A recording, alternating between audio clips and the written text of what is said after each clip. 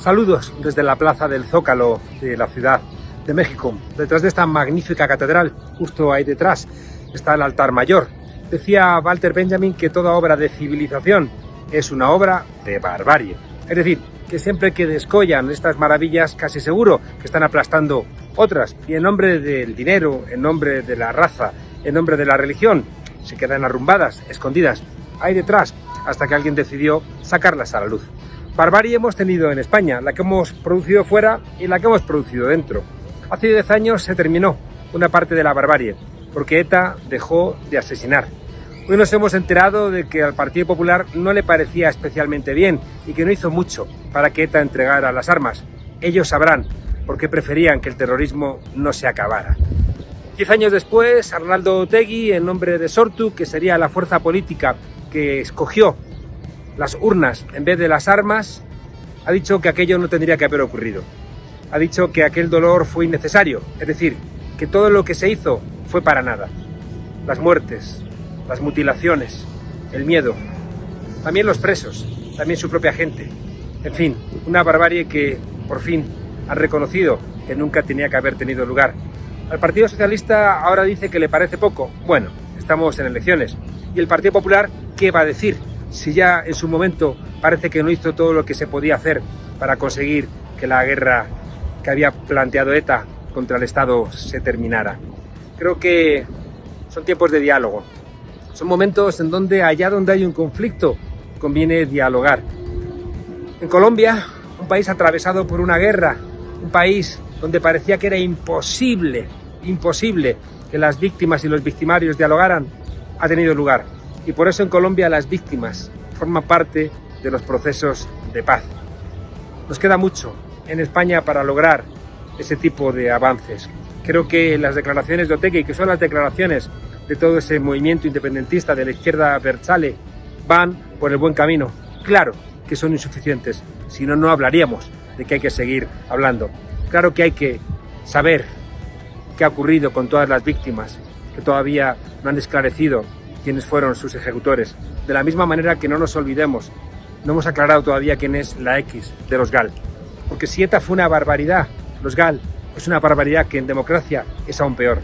Porque ETA asesinaba en nombre de su locura, mientras que el GAL asesinaba en nombre del Estado de Derecho y de la democracia.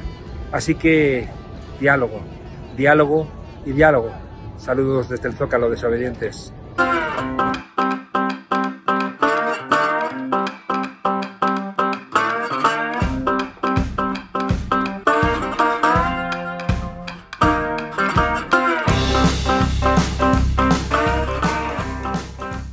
Hay momentos históricos, como la Revolución Francesa o la rusa, que descongelan el juego de la historia, decía Badiou. Luego hay valles, momentos de repliegue en los que las fuerzas progresistas entran en una suerte de depresión. Ya no valen los instrumentos que fueron útiles en momentos anteriores y surgen dificultades para entender lo que está pasando. Es lo que sucedió tras la crisis de 2008 y lo que está pasando tras la crisis del COVID-19.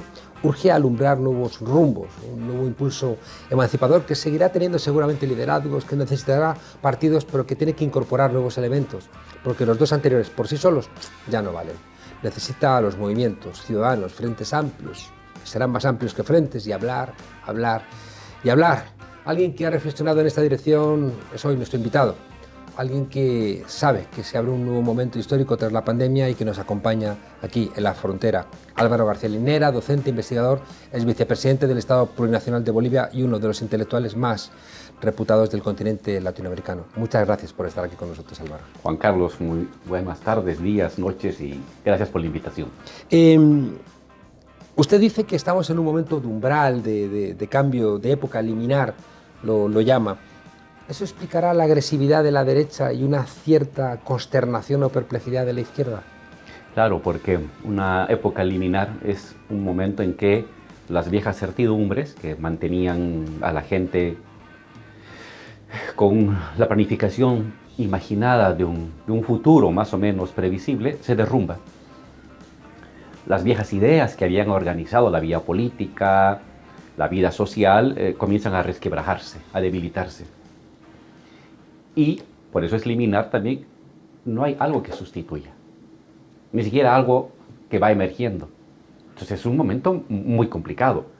los sectores dominantes, las élites que habían gobernado los países, también sienten que son más débiles, que sus narrativas ya no tienen el efecto de antes, que sus propuestas económicas y políticas tienen pies cortos, y las fuerzas opositoras de izquierda o de derecha tampoco tienen algo muy creíble. Entonces, es un momento de perplejidad colectiva, de estupor colectivo, que delinea un escenario una década o más, complejo, complicado, de avances y retrocesos, pero donde la historia más o menos previsible de las sociedades y del mundo se va a comenzar a elaborar.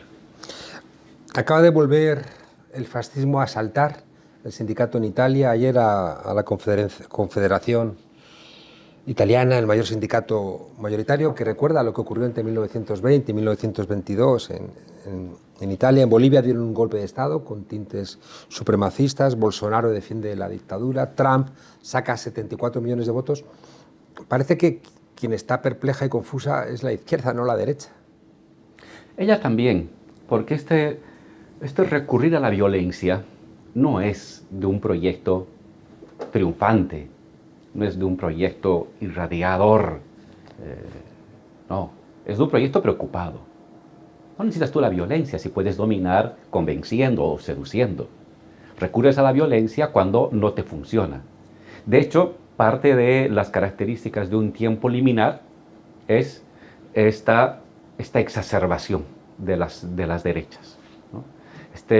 Son derechas que toman la democracia como algo meramente instrumental, incluso lo colocan como que si fuera necesario sí, y si no es necesario, pues están dispuestos a sacrificar la democracia con tal de conservar su viejo proyecto. Entonces es la emergencia de un neoliberalismo enfurecido, rabioso, supremacista. Que suele ser la respuesta siempre del capitalismo en crisis, ¿no? Claro, claro.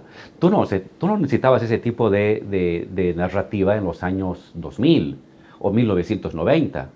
No había oponente, no había alternativa. Entonces simplemente era una dominación consensuada y había una unificación de las élites. Hoy, parte de este momento liminar es un quiebre de las élites. Los sectores que dicen hay que dejar las cosas tal como están, otros dicen no, que ahí viene el populismo, que ahí viene el comunismo, que ahí viene la migración y hay que endurecer. Y hay otras élites que dicen no, hay que regresar o hay que construir en condiciones superiores un estado de bienestar. Entonces se da una ruptura del consenso de élites y se apuesta a muchas opciones, ninguna de ellas con suficiente capacidad de irradiar ni de arrastrar al resto. Pero la que más preocupa es este resurgimiento de posiciones rabiosas, emotivas, de fuerza, autoritarias y violentas, que se plantean que si hay que sacrificar la democracia en aras de la estabilidad y el orden, lo pueden hacer. Sin problema. Teníamos aquí la semana pasada a José María Lasalle, un ex alto cargo del Partido Popular, fue secretario de Estado de Cultura, entre otros cargos, y acaba de publicar un libro desde el liberalismo contra el neoliberalismo populista, donde él plantea que esta fusión entre el mercado y un Estado autoritario tiene tintes claramente, dice él, fascistas. Es una buena fórmula. Lo interesante es que ese debate se da entre ellos mismos. Hace 15 años era imposible. Ahí había un horizonte claro de previsibilidad. Es decir, el horizonte de previsibilidad y de decibilidad de la sociedad estaba definido. No había por dónde perderse. Hoy no. Hoy lo decible puede ser cosas que hace 10 años hubieran sido locuras. Y lo previsible se ha desvanecido. Es decir, hoy una familia en Europa, en España, en América Latina, no puede prever qué va a pasar de aquí a 5 años. No puede imaginar. ¿Se morirá? ¿Tendrá trabajo? ¿Habrá otra pandemia? ¿Qué podrá pasar? Eso uno lo dice, lo formula académicamente bien, pero en la vida cotidiana de las personas provoca una angustia terrible. Pues eso está sucediendo en todas las personas, en todas las familias, y eso es parte de este momento liminar. Hay una frase inquietante de Walter Benjamin, un pensador alemán que estaba reflexionando con mucha angustia en los años 30, ¿no? El ascenso del fascismo, que él decía cómo no hemos visto que venían los nazis con la cantidad de mensajes que nos habían lanzado, y después eso lo va a tomar Boaventura para plantear que la izquierda ha desperdiciado la experiencia. Pero decía Walter Benjamin que toda revolución fracasada es como la antesala del fascismo. O más claramente, él decía que la emergencia del fascismo es la expresión de la revolución fracasada de la izquierda, como que la izquierda parece que apunta a la posibilidad de una alternativa, no termina de lograrla, pero los miedos que genera alimentan esta respuesta de la derecha que se extrema, se radicaliza hacia la extrema derecha. Yo tengo una lectura un poco diferente a la de Benjamin. Creo que estos posfascismos, como llama el investigador Enzo Traverso, son el resultado de un tiempo que acaba, de un tiempo cansado, de un tiempo neoliberal en ocaso, que puede durar otros 20 años más, pero que ya no tiene la energía, la actitud triunfalista y radiadora de los años 2000, de los años 90. Hoy está en retroceso. Y ello lo que genera ese tipo de monstruosidades. Este neoliberalismo violento, ¿no? Autoritario. Es el síntoma de una época que está terminando y el síntoma de una época que no acaba de nacer. Por eso introduzco el concepto de tiempo suspendido. El tiempo transcurre, pasan cosas. Pero como no tengo futuro, pero no opera, no puedo hacer una concatenación de actos que me lleven hacia un lugar. Entonces el tiempo está como congelado. A pesar de la vorágine de acontecimientos, en la subjetividad de las personas de la calle no hay un horizonte. Y entonces el apego al orden, a la previsibilidad, es una demanda colectiva. La derecha, enfurecida, intenta darte eso. Orden a través de la fuerza, estabilidad a través de la imposición. Pero eso también tiene patas cortas, porque en general todo el sistema de ideas y de sentido común prevaleciente durante 40 años, libre mercado, Estado comprimido, lo privado mejor que lo público, emprendedurismo, comienza a hacer aguas por todos lados, ¿no? En unas cosas sí, en otras no. Y entonces esto lleva a sectores radicalizados a endurecerse. Recupero la reflexión que tú haces sobre Benjamin en el sentido de es un momento de exigencia para las izquierdas. ¿Qué como izquierdas somos capaces de hacer para abrir un abanico de posibilidades de futuro? Es decir, de luchar por el monopolio del horizonte de previsibilidad de las sociedades. Si no hacemos nada, ahí sí tendría razón Benjamin. Pero en verdad es un reto complicado porque también las izquierdas sufren el embate de este tiempo. O sea, la izquierda no está al margen de la sociedad. Así como hay estupor colectivo, estupor y divergencia de élites en las derechas, la izquierda también vive ello. Y sus reflexiones son limitadas. Ofrecen algo, retroceden, intentan por acá, retroceden. Es un momento liminar. Nadie tiene la salida. Hay que buscarla, hay que construirla. En España el feminismo, María Eugenia Rodríguez Palop y otras feministas, plantean que, en la dirección de lo que tú estás contando, que hay una agresividad, ¿no? Por parte de la derecha contra las mujeres y contra el feminismo, precisamente porque la alternativa que la derecha propone es autoritaria, una familia autoritaria, una religión autoritaria, una nación excluyente, una idea de propiedad también autoritaria, mientras que el feminismo lo que está planteando es una idea diferente de familia, una nación más incluyente, una religión más de la resurrección que del castigo y de la crucifixión, y una idea de propiedad basada en los comunes, que sí que está planteando quizá un movimiento que tradicionalmente lo hemos identificado con la izquierda, pero que hace de las mujeres como el sujeto transformador por excelencia, y que, repito, es lo que explica esa ira que está expresando la extrema derecha en todos los lugares contra el feminismo. Y no solamente contra el feminismo, sino contra avances progresistas de la sociedad. Lo que pasa es que la derecha, esta derecha enfurecida, es anacrónica. Intenta dar la rueda de la historia hacia atrás. Es decir, habla de una familia nuclear clásica. No existe. No solamente que hay que volver a ella, sino no existe. La sociedad ha cambiado tanto estos últimos 50 años. Las mujeres han salido al trabajo, se han conformado familias monoparentales. Que imaginar la familia de los años 50, ¿no? que se instruía desde los cuarteles y los conventos. Donde no las existe. mujeres tenían que pedir permiso a los maridos para comprar una nevera. No existe, no existe. Pero justamente esta derecha imagina que parte del desorden son estas libertades que se han logrado. Lo mismo para los migrantes. El mundo es una sociedad de migrantes. Europa se ha construido con migraciones internas y externas. América Latina se ha construido y América del Norte con migraciones. El mundo siempre es parte de la migración, pero aquí se quiere colocar como una serie de barreras feudales para impedir algo que es inevitable, Entonces, por eso decimos que esta actitud de este posfascismo no solamente es autoritario, sino también es retrógrada. Se imagina un orden que no existe, que no va a existir. Y por eso también su proyecto es de corto aliento. Puede ganar elecciones, pero no puede ganar dominio de época. No puede ganar la conducción moral, ideológica de toda una época. Sus victorias son a corto plazo. Y las victorias de la izquierda, hoy por hoy, también son a corto plazo, porque tampoco la izquierda ha podido construir, y no es solamente un tema de elaboración mental, es un tema de condiciones sociales, no ha podido construir un horizonte de largo plazo. Es más, vamos a vivir una tensa conflictividad de horizontes de corto plazo, por lo menos 1 o 2 décadas.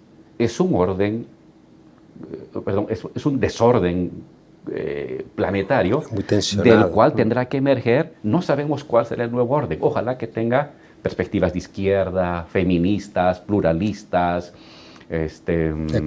ecologistas, tendría que ir por ahí, pero eso no está definido. Tendrá que ir probando poco a poco, avanzando, retrocediendo, hasta que el mundo entero se vaya ordenando, porque, ojo, la sociedad y la gente común no puede aguantar décadas sin previsibilidad de futuro. Imaginado, pero imaginar certidumbre.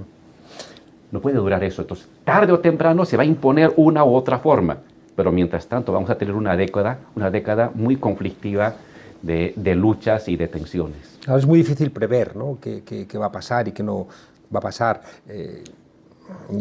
Intentamos dibujar constelaciones, ¿no?, mirando las estrellas con esta ciencia débil que tenemos, que son las ciencias sociales, pero algún autor como Alain Badiou dice que hay momentos que descongela la historia, como planteábamos, ¿no?, la Revolución Francesa, la Revolución Rusa, y me gusta mucho repetir una frase de un maestro mío, de Jesús Ibáñez, que decía que la antesala de toda revolución es una gran conversación. Y Badiou plantea que las primaveras árabes, el movimiento indignado, el 15M en España, lo que pasó de alguna manera en América Latina, donde ya no es la clase obrera la que transforma las cosas, sino que es una sociedad muy abigarrada, ¿no?, muy plural, muy mestizada, y que quizá se ha empezado a abrir, ¿no?, otro momento de esperanza que va a tener sus aprietas y sus tiras y aflojas, ¿no?, pero que ya como que empieza a perfilar esa idea movimentista que nos permite augurar una sociedad diferente. Lo interesante de todas estas experiencias, Juan Carlos, es de que anuncian o son el síntoma de una época en ocaso, de una época predominante de neoliberalismo planetario, mundializado, donde no había alternativa, que entra en ocaso. Y a la vez intentan alumbrar vías. No lo han logrado de manera estratégica. Intentan alumbrar vías. Y comienzan a surgir elementos de lo que podía ser un futuro que vaya a sustituir a este presente que ya va en decadencia, que se va agrietando por todos lados. Presencia del Estado como monopolio de los comunes, entonces más comunes monopolizados por el Estado, más derechos.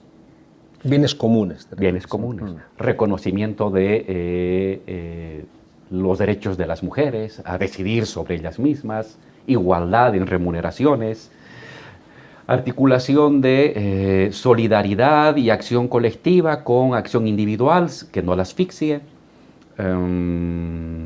políticas migratorias decentes y acordes a las nuevas características del mundo, combinación de elementos de globalización material y tecnológica con elementos de mercado interno y de protección de ciertas cadenas de valor, se vaya perfilando elementos de un futuro modelo de sociedad. Pero ojo, esos son simplemente como líneas fuerza lanzadas al futuro. En algunos países avanzan. En América Latina es donde se ha podido, digamos, comprobar hasta cierto punto que puede funcionar en ciertos elementos, pero también tienen limitaciones. Lo que está pasando en Chile y en Colombia muestra de que quizás se puede radicalizar esta orientación.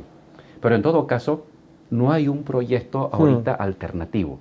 Hay que hablar todo como, así como la extrema derecha son síntomas de una posible época centrada en el autoritarismo, los proyectos progresistas son síntomas de una época centrada en una combinación entre lo local y lo mundial, entre mercado y Estado. Veremos cómo eso funciona. En cierta manera también lo que está haciendo Biden en Estados Unidos es un intento de probar mezclas, ¿no? Biden no es Trump, tampoco es Clinton. Bolchevique no es.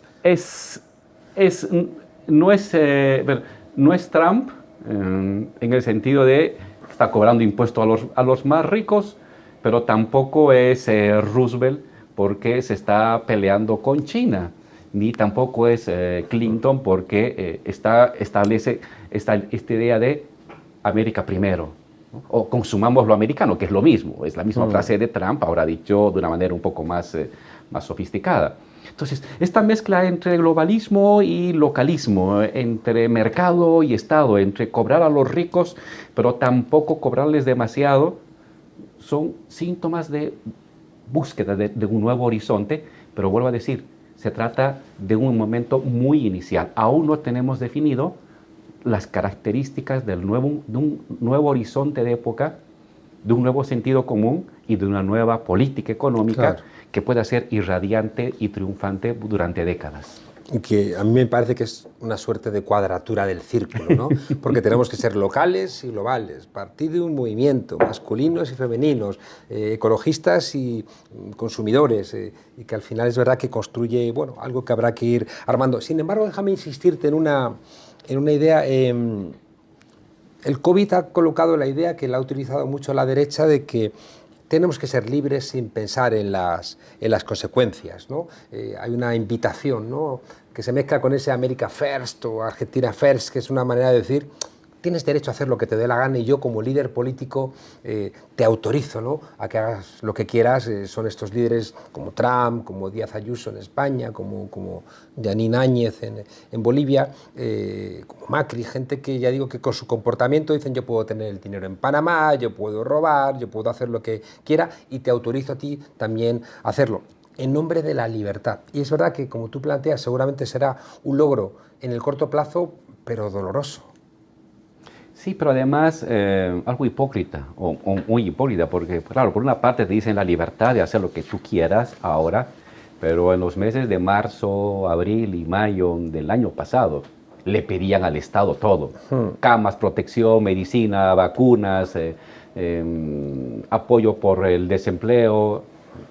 Entonces, claro, para unas cosas sí, libertad, para distraerte y caminar por la calle sin barbijo, pero al momento en que te aprieta el riesgo de muerte, que es lo que sufrimos el año pasado, o la pérdida de tu trabajo, ¿a quién le pides? ¿A quién se hacen socialistas. ¿Qué mercado, qué libertad le ha resuelto el problema? No, el Estado. El Estado es el que te ha dado garantía de que va a haber un respirador en la clínica, ¿no? Y es el Estado el que te ha pagado el salario cuando ha cerrado el señor que te contrataba en una tienda. Entonces, ahí veo una actitud hipócrita. En verdad, las dos cosas tienen que funcionar. Un Estado fuerte que dé un sentido de protección a las personas en lo social y un conjunto de libertades, evidentemente. Entonces, yo creo que la salida está por una mezcla, así como estamos hablando de globalización y localismo, una mezcla entre ámbitos de libertad, y hay que estar atentos de que esa libertad pueda desplegarse sin afectar al otro, claro, pero evidentemente ámbitos de presencia estatal que te garantice derechos y protección en un mundo marcado por la incertidumbre. Y si no tienes quien te proteja, tu libertad no te protege.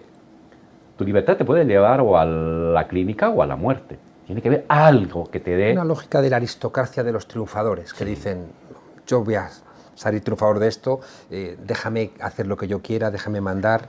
Pero hasta ellos, ¿no? Hasta ellos han pedido al Estado dinero y están pidiendo, tocando las puertas del Banco Central para pedir dinero para que sus acciones no caigan y para poder solventar el salario de sus trabajadores. Aquí en España, los mismos que estaban pidiendo dinero al Estado para sus empresas y no pagar impuestos y demás, empezaron a llamar paguita al ingreso mínimo vital de 400 euros a la gente para que no se muriera de hambre.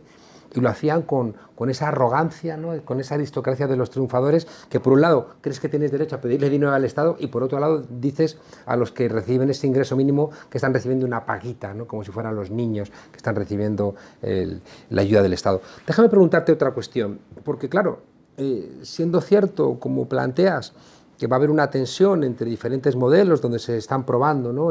Vías de por dónde dar respuesta a este agotamiento del modelo neoliberal, aparecen los medios de comunicación como constructores de preferencias. Hay algunos políticos o incluso también pensadores que están diciendo los medios de comunicación son la variable independiente de todo esto que está pasando.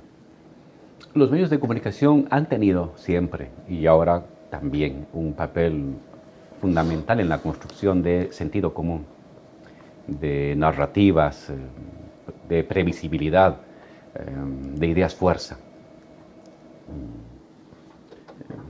Y ciertamente en momentos de crisis del consenso de las élites, debilitamiento de los partidos políticos, porque no saben cómo enfrentar esta situación tan novedosa, los medios de comunicación tienden a veces a sustituir a los partidos del orden fundamentalmente para enmarcar la sociedad. Y creo que eso va a ser cada vez más acentuado en sociedades en las que los partidos políticos ya no son grandes referentes de ideas por la crisis de certidumbre, ¿no? Por la incertidumbre colectiva. Y entonces los medios y los dueños de los medios y los consorcios que se agrupan a los medios se están convirtiendo en los grandes proveedores de certidumbre imaginada a las personas. De corto plazo, de la semana, del día o de la noche, pero de certidumbre al fin. Entonces están cumpliendo y van a cumplir cada vez más un rol político. Y ahí las izquierdas tienen que tener una actitud tanto de regulación como también de presencia en los medios. Como siempre, pero ahora con mayor atención. Y no olvidar otra cosa. Los medios tradicionales, las plataformas tradicionales, periódicos, incluso digitales, impresos, televisión y radio, no se han extinguido, tienen un poder que ya se ha estabilizado, pero generacionalmente hay una importancia de otros medios de comunicación que son las redes, especialmente entre los jóvenes de 15 a 25 años. Y luego ya pasan a los medios, a las plataformas tradicionales. Hay una década de jóvenes, o jóvenes entre los 15 y los 25, que no ven tele, no ven los programas de debate, no nos ven, tampoco ven los periódicos, se informan a través de otros mecanismos informales. A mí me ven cuando canto un rap patético, sí. Y entonces, aunque sea para reírse de mí. Entonces, hay como una especie de dualidad de plataformas informativas de la ciudadanía y hay que trabajar en ambas, ¿no? Evidentemente la plataforma digital adquiere relieve cuando pasa a la plataforma o su información pasa a la plataforma tradicional, pero muchas veces tiene un curso separado. No puedes desplegar la batalla cultural, la batalla informativa, la batalla comunicacional si no trabajas en simultáneo estas dos plataformas de formación de sentido de parte de la ciudadanía contemporánea. Cuando uno ve la construcción del modelo neoliberal, claro, ves a Roger Ailes, ves la Fox, ¿no? Ves los think tanks, pero ves también cierta capilaridad, ¿no? Que de alguna manera fija en el territorio todos esos mensajes. Yo no sé si la izquierda ha dejado de lado esa pelea y es ahí donde se han colocado, por ejemplo, de manera muy clara en América Latina las iglesias neopentecostales, las iglesias evangelistas, no todas neopentecostales, pero muchas sí. Pero claro, eso es un ejemplo de que si bien somos o imaginamos ser muy modernos y tenemos tele y tenemos teléfono y tenemos redes, también se construye opinión pública mediante esas estructuras tradicionales territoriales. Las iglesias, los grupos de amigos, las fraternidades, los clubes, se construyen, o los sindicatos, ¿no? Y no puedes abandonar. Lo que ha pasado ahora es que no es que hemos pasado de una plataforma de construcción de sentido a otra, no, sino que se pluralizan, ¿sí? Nos complejizamos. Trabajo en lo territorial, trabajo en lo mediático, televisión, radio, trabajo en las redes. Antes solamente trabajo en lo territorial, luego trabajo en lo territorial y trabajo en la tele. Ahora es trabajo en lo territorial, trabajo en la tele y trabajo en las redes, porque los públicos se mueven de una manera diferenciada en cada una de ellas. Entonces, tu esfuerzo en términos de lucha por el monopolio del sentido común, el monopolio de las ideas fuerza, es más complicado ahora, es más difícil, pero tienes que hacerlo. Dice nuestro amigo Julián Macías que un pie en la calle, un pie en las instituciones y un pie en el móvil o en el ordenador. En esta dirección, el siglo XX, el instrumento fue el partido político. Y en el siglo XXI, ¿qué hacemos con los partidos políticos, vicepresidente? Siempre van a ser necesarios. Lo que puede variar son las formas organizativas que corresponden a la disponibilidad, los flujos sociales. Pero ¿qué es un partido? Es una congregación de voluntades y compartidas y de esperanzas compartidas. ¿Cómo se organizará eso? Depende de cada sociedad. Pero esa construcción de voluntades colectivas es necesaria. ¿Por qué? Porque la única manera de llegar a la conducción del Estado es que una voluntad colectiva o compartida se convierta en voluntad colectiva. Entonces, ¿cómo lo lograrás? Bajo un tipo de partido de masas, bajo un tipo de partido de cuadros, bajo un partido social, bajo un partido mixto, bajo un partido telemático. Movimiento, no yo estoy hablando del partido movimiento. Como sí, que es la experiencia ahorita que está mostrando mayor fuerza, que es una estructura organizada, pero con gran capacidad de vinculación y de presencia en los movimientos sociales y la acción colectiva.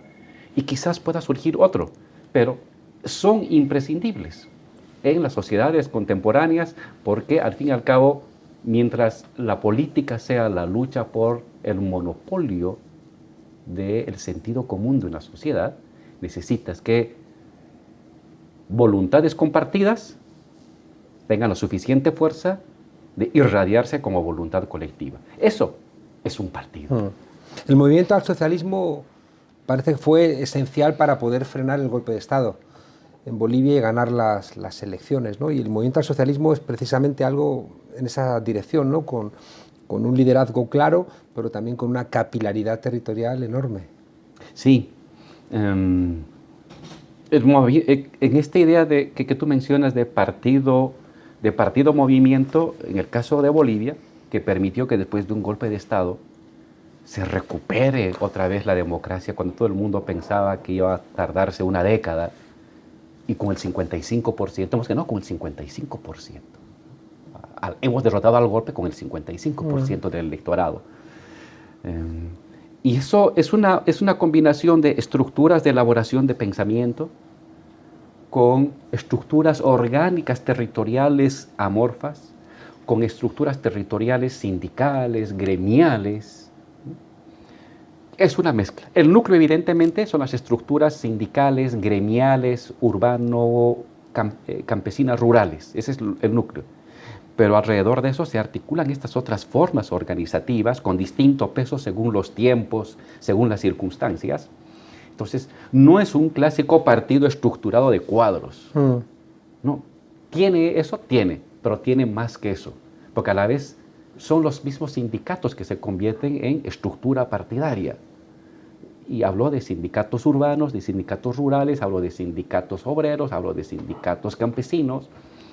Y a la vez también tiene una estructura de cuadros que elabora teoría, que elabora síntesis, que elabora análisis político. Entonces, ha sido un mecanismo que se lo ha construido sobre la marcha y que ha funcionado, que tiene los resultados que tiene hasta el día de hoy, pero seguramente en otras partes surgirán modelos distintos, acorde a las circunstancias de cada país, pero vuelvo a decir, la importancia de una forma de coordinar horizontes compartidos para hacer política, hace 100 años, hoy y de aquí a 100 años va a seguir siendo necesario.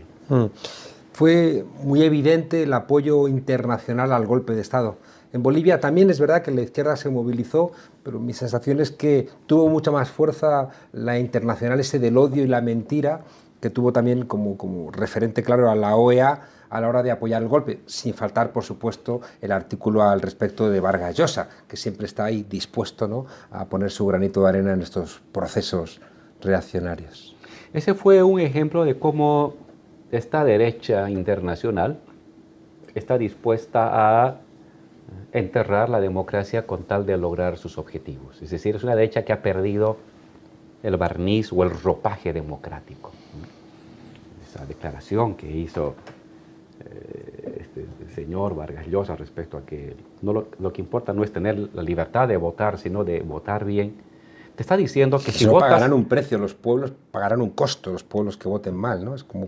De ahí a decirte, oye, si votas mal, no tienes derecho a votar, es decir, te quito el voto, es un átomo, una molécula que te separa a esa conclusión. Es decir, la democracia funciona si elige a nosotros, a ellos, que ¿no? son. A los que son. Y si no nos elige a nosotros, pues no es democracia y mejor si le ponemos 3 candados. Entonces, esta es una mentalidad de sectores que hace una década eran sectores liberales democráticos. Hoy son liberales autoritarios. Es la transición y es el síntoma de este declive de una época, porque te vuelves enfurecido cuando ya no seduces y entonces lo haces a la fuerza. Y ese es el momento terminal. Es curioso que la izquierda ha renunciado a la lucha armada y parece que la violencia la ha recuperado la derecha. Encima es sancionada, ya digo, por esta lógica internacional. Fíjate Bolivia, ¿no? Fíjate Bolivia y el candidato Mesa, expresidente, liberal, pausado, aplaudiendo la salida de tanquetas y aviones de guerra para matar a indios, para matar a campesinos, para matar a indígenas. Es una locura.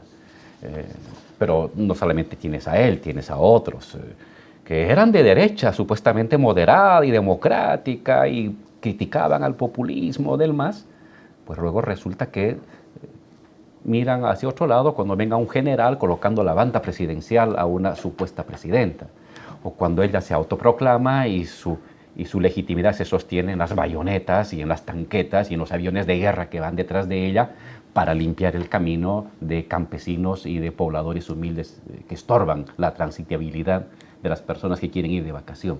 Entonces, hay una modificación de lo decible, de lo aceptable dentro de la derecha, que lo está llevando a posiciones cada vez más extremas y peligrosas. Parece que hay una pelea, ¿no?, en América Latina, también en Europa, entre un modelo, como tú planteabas antes, que se va a inclinar a favor de las mayorías o a favor de las élites. Y la izquierda siempre ha esperado que la crisis siguiente fuera la crisis definitiva, ¿no? Parece que es verdad que hay un momento de cierta depresión de la izquierda, pero miramos Chile, miramos Bolivia, miramos en casi cualquier lugar, yo veo siempre la mitad de la gente protestando, aunque no tenga marcos, ¿no?, teóricos, pero como dice Karl Polanyi, parece que siempre que te quieren cerrar los caminos, saltas por la ventana y empiezas el viaje por otro lado, vicepresidente. Que la gran enseñanza de todo esto es que el futuro es indeterminado. No hay horizonte preestablecido, no hay una teleología de la historia. Lo que viene después de esto nadie sabe qué será. Hay que construirlo. Va a depender de la correlación de fuerzas, de las luchas, de lo que haces, de lo que no haces, de cómo haces estrategias. No hay algo que te establezca que de aquí a los siguientes 50 años va a ser o el socialismo, o el comunismo, o el capitalismo redimido. El futuro es un hecho social, y como todo hecho social es contingente. Está sometido a las variables de la indeterminación. Y entonces, ¿qué irá a resultar de todo ello? Y la izquierda tiene que asumir que así pelea. enfrenta el futuro no porque sabe que hay un futuro que está en el texto. Enfrenta el futuro porque quiere, se desespera por hacer algo distinto a lo que está viviendo. ¿Cómo y cómo será? ¿Quién sabe? Pero hay que hacerlo, porque lo que está allá atrás me tortura, me martiriza, me agobia, me deja sin trabajo, me deja sin ahorro, me deja sin futuro. Quiero algo que tenga futuro, estable, horizonte, comunitario, solidario. Entonces hay que inventarlo. Es decir, este es un tiempo, Juan Carlos, en que el futuro se lo inventa y se lo construye a lucha. No es que se cumple un futuro. Lo tenemos que inventar. La generación actual la tiene que inventar. ¿Y qué nombre le pondremos? No sé. Ya veremos. Ya le preguntaremos a los poetas. Pero ojalá que sea en favor de la gente humilde y que esté fundado en la solidaridad y la igualdad y la ampliación de derechos, y no en la violencia, la jerarquía y el supremacismo. Álvaro García Linera es vicepresidente de Bolivia, una persona que nos ayuda a pensar y que seguramente estás de acuerdo conmigo en que el pesimismo no es progresista y que los discursos apocalípticos paralizan y hace falta inyectar un poquito de esperanza. No tienes derecho a ser pesimista, porque sobre eso los que sí van a pisotear tu disponibilidad va a ser los poderosos. Tú que has pasado por la cárcel, tú que has sufrido un golpe de Estado, insistes en que caerse y levantarse, caerse y levantarse, caerse y levantarse. Y nuestra victoria va a ser precedida por una derrota y vuelve a levantarte para una nueva victoria. Y así hasta que se te acabe la vida. Y de muerto sigue haciendo lo mismo, hasta que te conviertas en un átomo o en un electrón libre vagando por el universo. Yo me muero como viví, que nos cantó Silvio Rodríguez. Álvaro, un placer tenerte aquí en la Muchas gracias, Juan Carlos. Hasta pronto.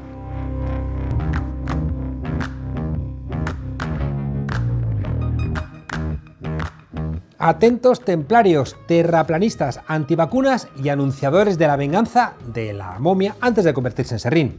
Resulta que ahora dice la extrema derecha que la Agenda 2030, que es un programa de Naciones Unidas contra la pobreza y la desigualdad, esconde, cito literal, una imposición ideológica de contenidos que prescinden de la voluntad y de las necesidades reales de los españoles. Nosotros hemos venido a representar a una mayoría patriótica.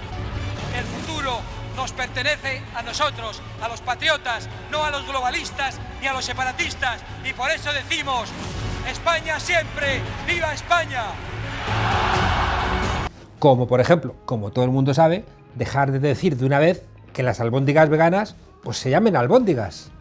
Para los Illuminati españoles, la Agenda de Naciones Unidas no es sino una conspiración global, donde judíos comunistas manejan los hilos del orden mundial, donde unos malignos que han inventado las vacunas buscan inocularnos un chip para activar a su voluntad, como demuestra el cambio de actitud de Jiménez Los Santos, que ahora ataca a los que llama bebelejía. Además, esta gente nos roba la soberanía española, no como las bases norteamericanas, que como todo el mundo sabe, son una manera diferente, pero al fin y al cabo otra manera de ser españoles. ¡Americano! ¡Vienen a España vosotros y sanos! ¡Viva el sonido! ¡Este gran pueblo homogéneo! Para los que ven en el gobierno de Franco uno de los mejores gobiernos de la historia de España, los derechos humanos, que también son un mandato de Naciones Unidas, rompen con los mandatos de don Pelayo de solucionar todo ¿cómo? Pues a pedradas. ¿Cuál es la agenda alternativa de Vox a la Agenda 2030? Toros, misas, películas de Garci y desfiles de la Legión. Si algo hemos aprendido en el siglo XX es que el mundo ha dejado atrás el viejo concepto de frontera. La globalización transformó la política, la economía y hasta nuestras propias vidas. Los niños de cualquier país ven La Sirenita, los adolescentes leen manga, los millennials películas de superhéroes, incluso los mayores, incluso los más mayores de cualquier sitio se creen que lo que pasa en Estados Unidos es importante para su vida. We have therefore made the assessment that COVID-19 can be characterized as a pandemic. Ni la Gran Muralla China ha impedido que el virus del COVID-19 se expanda al resto del mundo. Eso parece que no es relevante. Como dijo Ortega Smith, él tenía antivirus españoles. Era mentira, pero ¿y lo bien que quedó decirlo? Lástima para su relato que el virus no lo trajeron los inmigrantes, sino gente de negocio que venía en avión. Pero ¿cuándo le ha interesado la verdad a esta gente. En fin, que el mundo se hace cada día más global y los problemas son globales. Y esos problemas tienen una fecha donde las puertas se nos pueden cerrar en las narices con estruendo.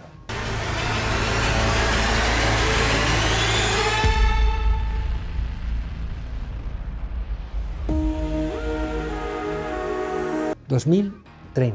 ¿El título de una película de miedo? ¿Castigarnos sin postre? ¿El ecofascismo? ¿O un susto que va a dejar pequeño lo del volcán de La Palma?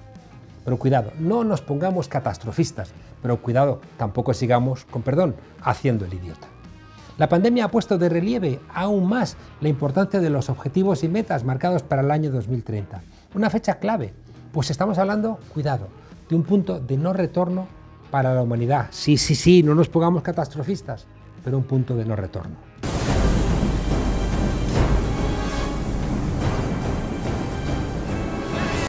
A ver, no es necesario ir al cine para ver las consecuencias de este camino a la perdición, al abismo.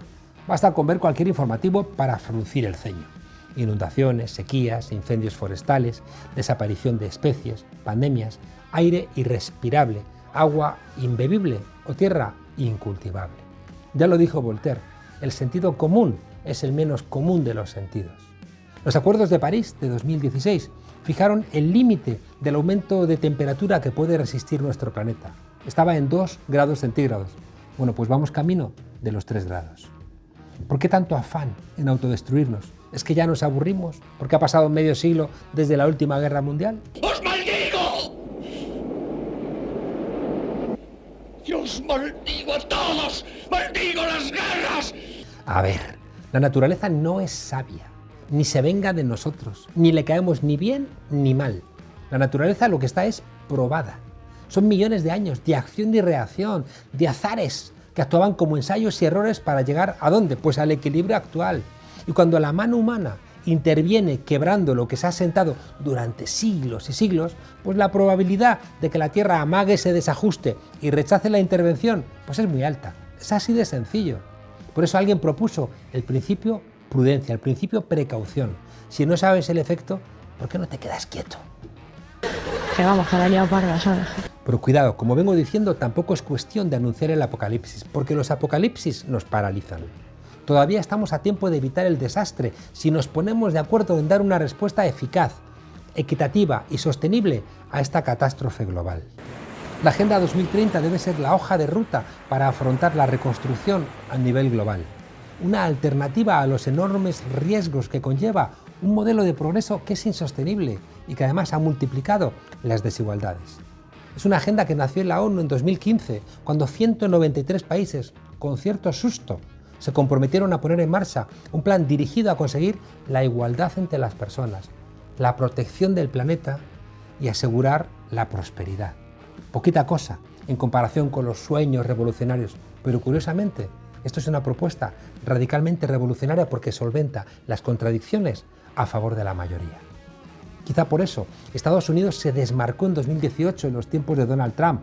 La excusa, que aquello era una injerencia y una ocupación extranjera. Vamos, como si en el oxígeno alguien pudiera poner su banderita.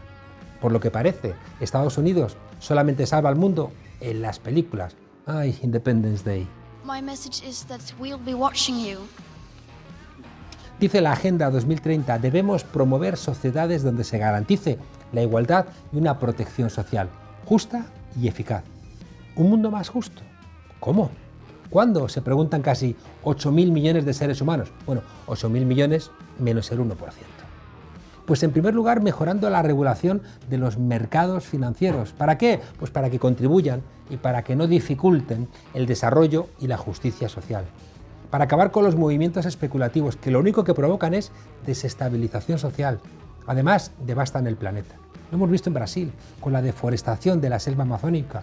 Lo hemos visto en Los Ángeles, ardiendo. Lo hemos visto en España, con la destrucción del Mar Menor.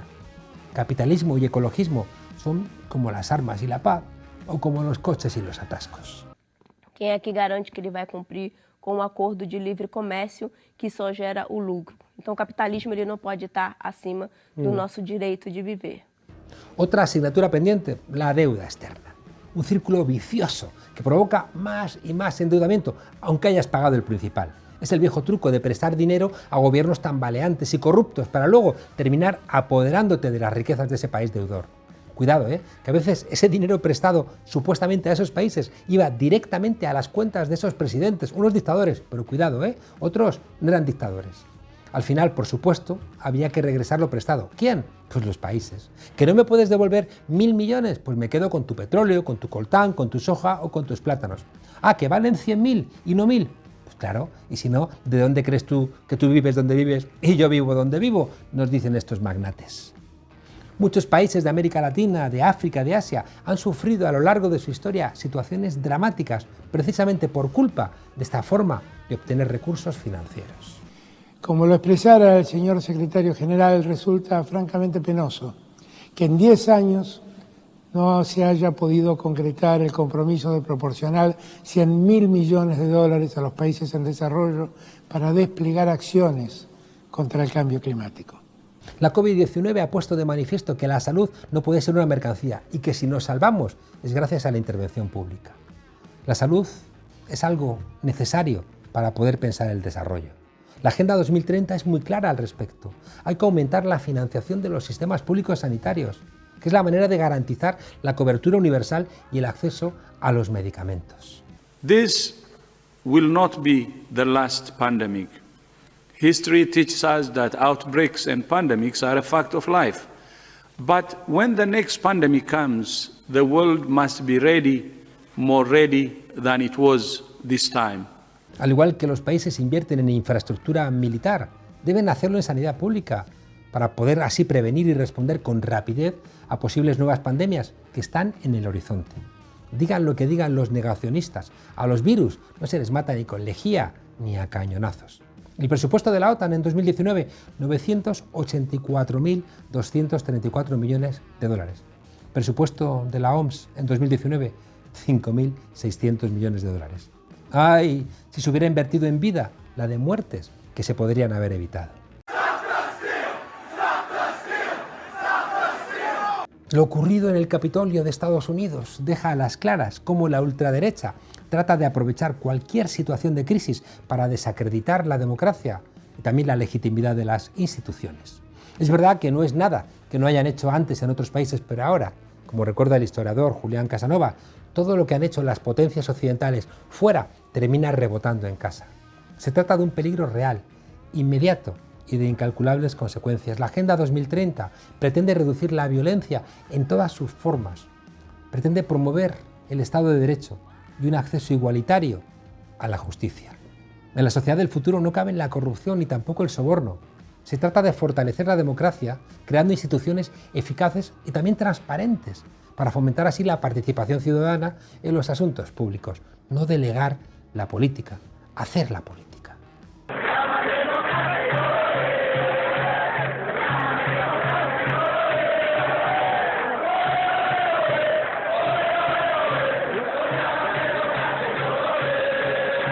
La Agenda 2030 representa ni más ni menos que un nuevo contrato universal que no deje a nadie atrás, nada del humano debe sernos ajeno. Objetivos que engloban todos los ámbitos, el económico, el jurídico, el social, el ambiental, el cultural. Poner fin a la pobreza en todas sus formas, en especial el hambre. Aumentar el acceso de cualquier persona a los servicios básicos, al agua, a la vivienda. ¿Es que alguien ha visto alguna vez a nadie corriendo detrás de la pobreza a ver si la alcanza? Para que cuando un niño no coma, sea para que su madre le regañe por no hacerlo, y no para que se les llenen a los dos los ojos de lágrimas, uno por no comer y la otra por no darle comida a su hijo. La buena tierra es rica y puede alimentar a todos los seres. El camino de la vida puede ser libre y hermoso, pero lo hemos perdido. La codicia ha envenenado las almas. Promover una vida sana, garantizando un sistema sanitario universal, público y gratuito, que llegue a todo el mundo. Es que cuando estás enfermo, es que todo se hace muy cuesta arriba. Y también para dar herramientas y para no venirte abajo, una educación inclusiva y de calidad, promoviendo oportunidades de aprendizaje permanente para todos y todas. ¿Qué cosas? Resulta que ya hay hasta negros y mujeres que reciben el premio Nobel, porque antes no pasaría. Si queremos un mundo que funcione, si queremos un mundo con decisiones buenas, si queremos un mundo en que haya compasión y haya solidaridad, tenemos que luchar por un mundo con paridad entre mujeres y hombres, que no se puede gobernar el mundo con la mitad de la humanidad. Es verdad que en Occidente tenemos siempre alternativas. ¿Que no te gusta el agua del grifo? Pues te compras botellas de agua mineral o envasada, en fin. Pero es que en 3/4 partes del mundo no hay agua potable y tampoco botellines de agua de manantial. También combatir el cambio climático. ¿Cómo? Pues promoviendo energías asequibles, seguras y sostenibles. Vamos, que ni revienten las centrales nucleares como en Fukushima, y tampoco que el gas o el carbón recalienten la atmósfera, y tampoco que el petróleo aumente la temperatura del planeta. ¿Cómo acceder a esto? Pues con empleos productivos y decentes. Porque es verdad que trabajar cansa, pero ni siquiera poder trabajar cansa más. Industrias, ciudades, consumo responsable, acción contra el clima, salvar los bosques y los mares de la depredación. ¿Cosas radicales o cosas de sentido común? Se nos ha olvidado cosas que sabían los campesinos, los leñadores, los pescadores, que los bosques y los mares son ecosistemas integrados, que claro que se caen como WhatsApp y Facebook por fallos humanos, pero los fallos humanos ahí son cuando los talan con miopía capitalista o cuando los depredan las multinacionales. Más de 1.600 millones de personas dependen de los bosques para su sustento. Y de esos 1.600 millones, 70 millones son personas indígenas. People are suffering. People are dying. Entire ecosystems are collapsing. We are in the beginning of a mass extinction, and all you can talk about is money. Cambiar el mundo no es llevar un pin en la solapa o apagar la luz 1 hora al año o llevar las bolsas de tela en vez de las de plástico. Todo eso está muy bien y hay que seguir haciéndolo. Pero a grandes problemas, grandes soluciones. El momento es aquí y ahora, y para ello necesitamos políticas eficaces de alianzas que impulsen el cumplimiento de estas políticas en todo el mundo. Empecemos cada uno en nuestro país, porque en todos, qué curioso, estas políticas molestan a la extrema derecha. ¿Y sabéis qué? Que si a la extrema derecha les molesta, malo no puede ser. Que el gobierno y yo personalmente ha autorizado contactos con el entorno del movimiento vasco de liberación. Por la paz y por sus derechos no nos cerraremos, sino que al contrario nos abrimos a la esperanza, al perdón y a la generosidad. Todos los presos que había en las islas han sido trasladados a la península.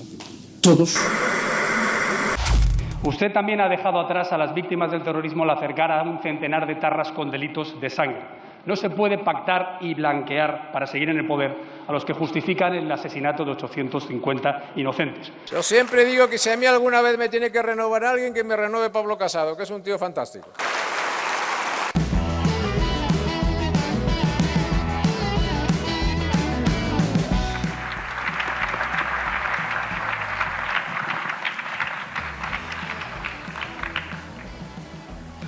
Un placer estar aquí en el foro Toño Helguera, gran amigo nuestro de la brigada. Y de verdad no tienen una idea cómo le tenía ganas yo a esta charla. Llevaba mucho intentando que tuviéramos esta charla, porque es un peligro y los peligros hay que tomarlos en cuenta y hay que saber hacia dónde nos movemos. Un poco, bueno, obviamente la provocación del título, pero a mí les voy a contar por qué me dio tanto miedo. Hace unos años, unos chicos jóvenes de cuarta generación, no primera, no segunda, cuarta generación española, eso quiere decir que sus bisabuelos eran los españoles y ellos ya tenían también tenían doble nacionalidad. Les preguntaba un domingo que a dónde iban y me dijeron es que tenemos que ir a misa y luego vamos a la embajada. Yo pensé que iban a arreglar pasaportes y yo decía qué raro que en domingo, ¿no? Y me decían no, es que vamos a ir a votar a Vox, mexicanos. Son niñatos mexicanos de 18 años, ¿no? Que hace unos 4 años alguien les dijo ustedes van a misa y luego tienen que ir a votar a Vox.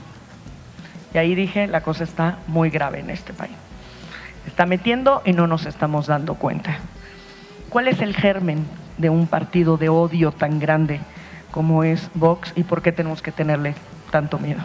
Bienvenido, Juan Carlos, a esta feria. Atrás de ti tienes el micro. A esta feria del libro del Zócalo. Por fin otra vez en el Zócalo. Sí. Listo, ya pasa. Muchas gracias, Marina. En primer lugar, quiero hacer algo. Quiero responder a la petición del presidente López Obrador, apoyada por el Papa Francisco, de una disculpa oficial de España por la conquista.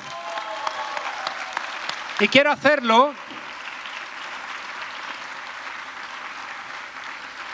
quiero hacerlo como fundador de un partido que ahora mismo está gobernando en mi país. Yo sí pido perdón.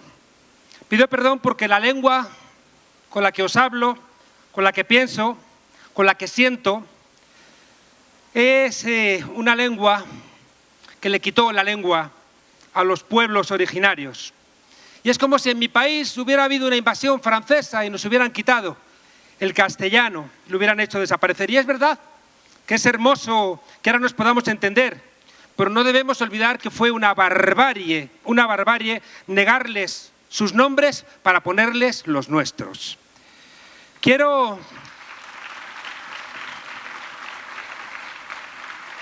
pedir perdón porque la conquista trajo el supremacismo blanco y sometió a los indígenas, y cuando murieron millones de indígenas trajeron esclavizados a los negros, africanos, ya digo, traídos aquí como esclavos. Y ese supremacismo blanco sigue funcionando hoy, repudiando y haciendo subalterno al mundo indígena, al mundo negro y al mundo mestizo, y por eso también quiero pedir perdón. Y